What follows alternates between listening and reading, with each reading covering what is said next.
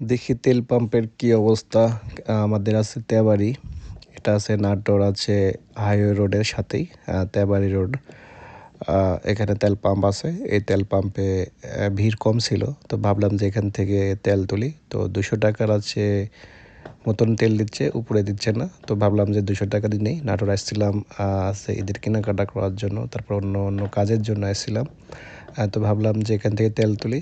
তো দেখেন আছে তেল পাম্পের আছে লোক কি বলে আর কি অবস্থা। তো কয়েকদিন পরে সমস্যার সমাধান হয়ে যাবে। তেল অলরেডি অনেক জায়গায় চিটাগাঙে ঢুকছে।